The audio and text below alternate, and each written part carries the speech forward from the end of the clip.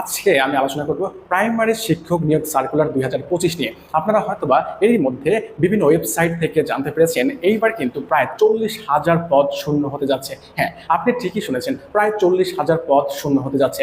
তবে আমার ইউটিউব চ্যানেলে যারা নতুন এসেছেন অবশ্যই চ্যানেলটিকে সাবস্ক্রাইব করে পাশে থাকবেন, এবং যারা নিয়মিত আমার চ্যানেলটিকে দেখেন এবং কমেন্ট করেন তাদেরকে অন্তরের অন্তঃস্থল থেকে ধন্যবাদ জ্ঞাপন করছি। তাহলে কিভাবে 40,000 পদ শূন্য হচ্ছে চলুন আলোচনা করে আপনাদেরকে বুঝিয়ে দিই। বর্তমানে সারা বাংলাদেশে শূন্য পদ আছে 8,043টি। 30,000 শিক্ষক যদি প্রধান শিক্ষকের পদোন্নতি হয় তাহলে অবশ্যই 30,000 পদ কিন্তু শূন্য হতে যাচ্ছে। তাহলে 30,000 প্লাস 8,043 মানে মোট হলো 38,043টি। এখন কথা হচ্ছে প্রতিদিন কিন্তু শূন্য পদ বৃদ্ধি পাচ্ছে, মানে 8,043টি থেকে প্রতিদিন শূন্য পদ বৃদ্ধি পাচ্ছে। তার মানে এই বছরের শেষের দিকে যেহেতু সার্কুলার দেওয়ার সম্ভাবনা, যাদের স্বপ্ন হচ্ছে শিক্ষক হওয়া এবং বিশেষ করে প্রাইমারি শিক্ষক হওয়ার, নিজের উপজেলা থেকে চাকরি করা এবং সরকারি চাকরিতে যুক্ত হয়, তাদেরকে অবশ্যই এইবার কিন্তু ভালো করে প্রিপারেশন নিতে হবে, কারণ এই বড় বিজ্ঞপ্তিটা চলে আসতে যাচ্ছে যে কোনো সময়। আপনারা কিন্তু সময় অপচয় করবেন না, কখন বিজ্ঞপ্তি আসবে কখন সার্কুলার আসবে এটা নিয়ে চিন্তা না করে এখন থেকে আমার ভিডিও যখন থেকে দেখছেন তখন থেকে প্রিপারেশন শুরু করেন। আমার ইউটিউব চ্যানেলে কিন্তু আমি প্রাইমারি শিক্ষক নিয়োগের জন্য যে 4টা টপিক পড়তে হয়,